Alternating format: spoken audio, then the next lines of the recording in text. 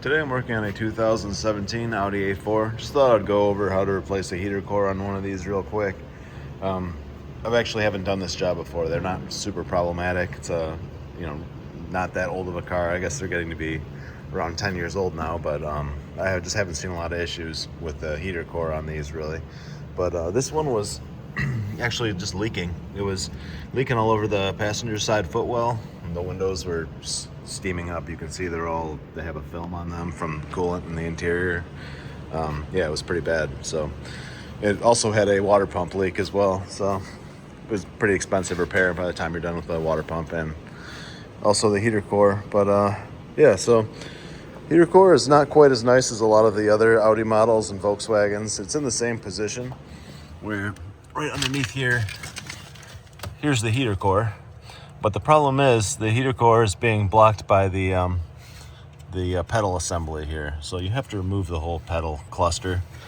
You have to remove the master cylinder from the brake pedal switch, the brake master from the brake pedal switch, as well as the whole aluminum bracket that holds it. And then that kind of bumps up against the steering column pretty hard too. So there may be a way to sneak that out of there, but I ended up just dropping the steering column down. There's only 4 mounting bolts for it, as you can see, like this bolt here. Sorry, this one, that one, and then the same on the other side. It's just those 10 millimeter inverted or triple squares. So I had to pull all those off.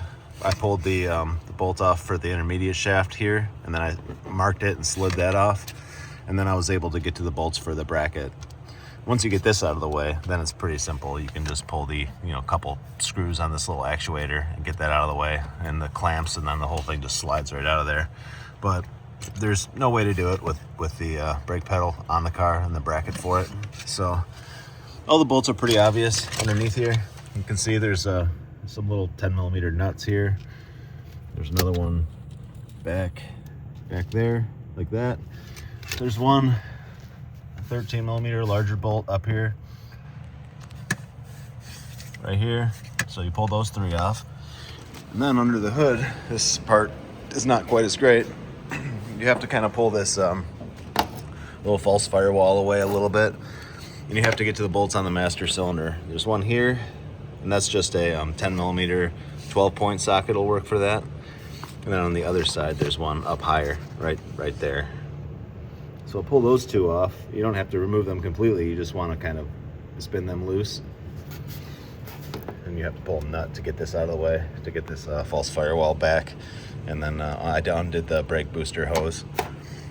That gives you enough access to loosen those, and then you can get to, once those are out of the way, then you're kind of good. Pull the throttle pedal off here too. The throttle pedal mounts super easy, just 1 bolt up top, just 1 Torx bolt. You pull that off, and then the pedal just comes right out of there. So that's it. Not the greatest heater core job. I would probably not recommend this as as a DIY for someone who doesn't do a lot of this kind of stuff. I would probably just have it done if you have something like this, or if you just have restricted, heat, maybe have it back flushed, because unlike a lot of the Volkswagen models, this is a little bit of a job. So I think book time for it's 8 hours. So they're going to charge you quite a bit to have this replaced, but not a very fun job. So that's it. Thanks for watching.